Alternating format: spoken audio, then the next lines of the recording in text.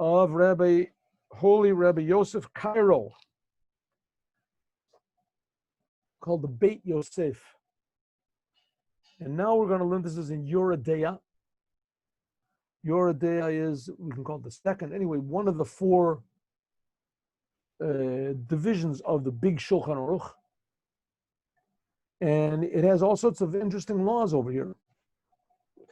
And generally, that's what you have to know, at least three of the four portions that you have to know in order to become a rabbi. You have to know the laws of milk and meat, and the laws of mixtures, and the laws of salting, and then another, usually they make laws of Shabbat. So we have, and now we're in the laws of milk and meat. We're almost finished. We've done pretty good.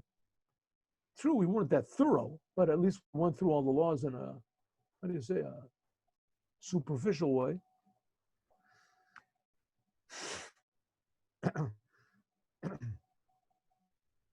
So we learn you're not supposed to mix milk and meat. You're not even supposed to mix the taste of milk and meat.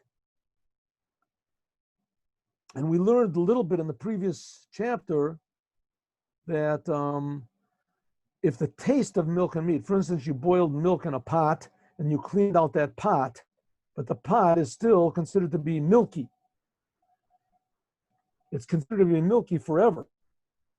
But it only has the power to make something forbidden, like if you're cooking it meat, and there's not 60 times meat as there was the milk, it only has power to make things forbidden for one day.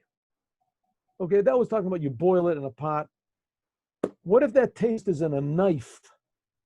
A meaty taste in a knife. You took a knife and you cut hot, boiling beef with it. Boiling hot beef, you cut it. That makes the knife meaty. Things only become meaty or milky through heat. Through heat. It has to be heat. There are exceptions, but let's just say in general, it has to be heated. So you took a...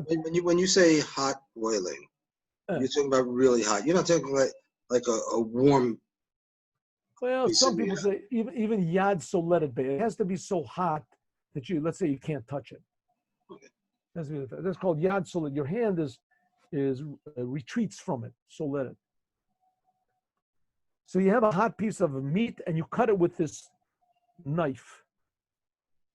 That makes the knife fleshik, which means you should not use this knife to cut cheese or things like that. But, okay, now listen to this. Listen to this. Interesting law. What if you don't cut a knife, milk with it, but you do cut an apple with it?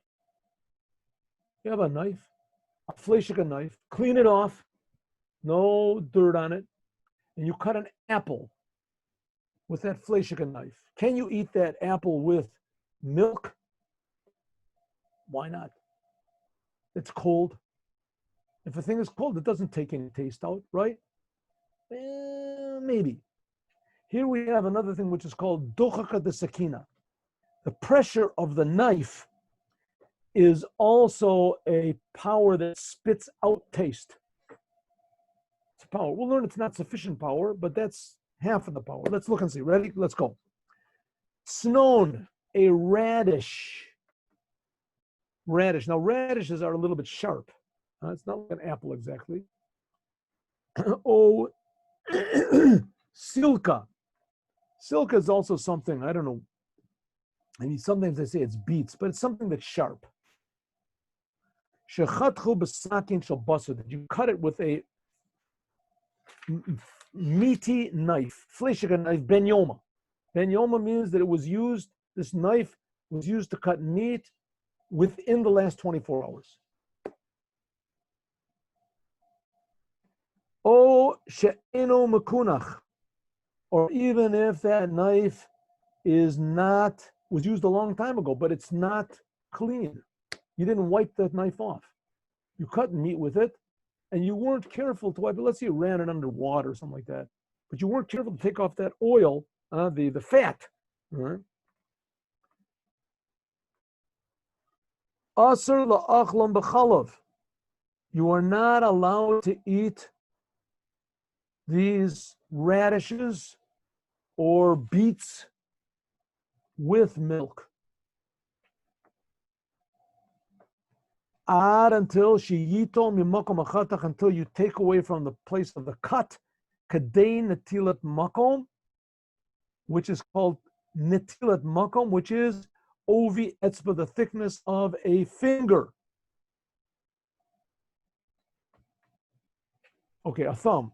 Let's look and see what's going on over here. Let's take an example. Can we take a clean example over here? Here we go. Well, I'll have to draw you an example, which I'm more than willing to do. Watch this. Okay, excuse me. I'm trying to get paper out here. Oh, no. All right. Here we have our. Okay, here we go. Here we have our radish. Our radish.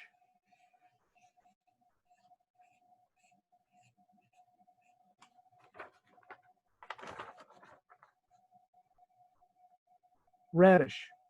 Huh? He cuts this radish with a meaty knife. Let's see how we're going to do this, like this. So here we have the knife, and he cuts it all the way through.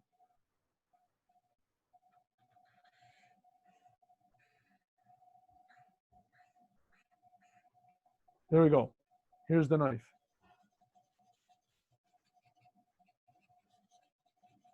So now in the end, what do we have? We have a radish that looks like this.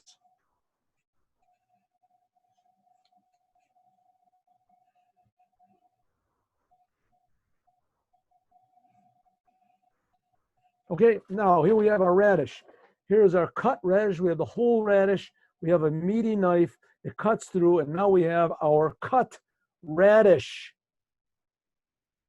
Because radish is a little bit sharp, we're going to see if something's really sharp. We're going to see if it's really sharp, then it wakes up even Eino Benyon. We'll see. So here we go. So now, because you cut through, this knife was fleshik knife, and this is sharp, and you press with a knife. Now this is forbidden. Kadei Natila, have to get how the fingers work over everything is backwards. Like a mirror there. Yeah, it's a Kadei Natila here, and Kadei Natila here is forbidden. So in other words, it'll go like this. And here.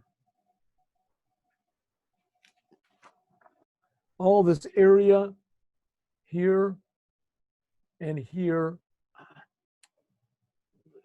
There we go. And here is forbidden.